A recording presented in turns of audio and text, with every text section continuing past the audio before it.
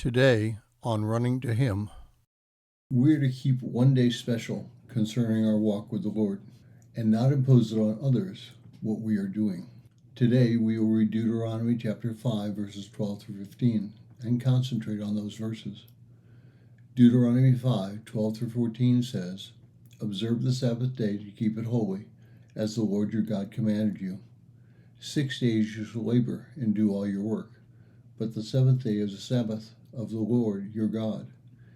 In it you shall not do any work, you or your son or your daughter or your male servant or your female servant or your ox or your donkey or any of your cattle or your sojourner who stays with you, so that your male servant and female servant may rest as well as you.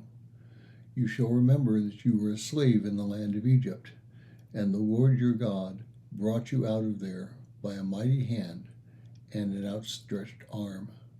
Therefore, the Lord your God commanded you to observe the Sabbath day."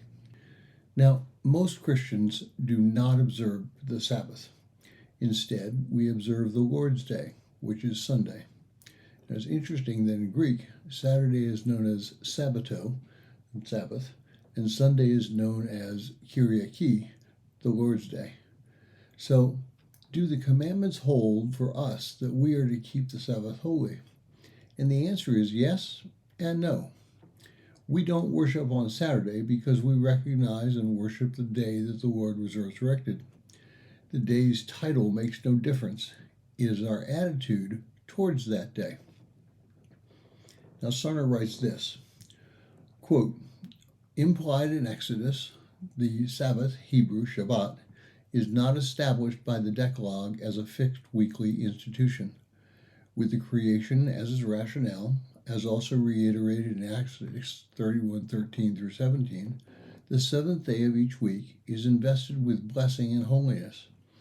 It is an integral part of the divinity and the divinely ordained cosmic order, and exists independent of human effort. For this reason, it is described here as a Sabbath of the Lord your God." Close quote. The Sabbath is uniquely Jewish. All other religions at that time relied on celestial events for religious holidays. Only Israel, by the command of God through the world's creation, relied on the seventh day as one of rest, recuperation, and focus on God. Christians in the first century began worshiping in synagogues, and as we grew, so grew the practice of meeting on Sunday rather than Saturday. By the end of the first century AD, Christians had standardized meeting on Sunday. It was mandated that Christian worship on a Sunday in the first quarter of the 4th century AD. So, should we work Sunday through Friday and use Saturday as our Sabbath rest? The answer is no, and really it's a qualified no. Most Christians go to church on Sunday. Therefore, the natural inclination would be to follow through and leave the rest of that day for a period of rest. Famously, Chick-fil-A closes all of its stores on Sunday so that all its employees might have that day to rest. For a very long time in the United States, we had what is known as blue laws, which kept certain products from being sold on a Sunday. But some cannot worship on Sunday. We might be in a profession that requires somebody to be available to work every day of the week, such as a hospital or military. It is during the days that those persons have off when they should take that one day and devote themselves to rest and seeking of God.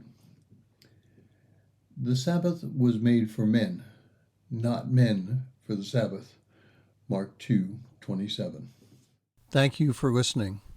We pray that today's devotion was meaningful to you. We would love to hear from you. You can use either Facebook or YouTube to like, subscribe, share, and tell others about us. If you would like to contact us, you can reach me at phineasjacobus@runningtohim.net.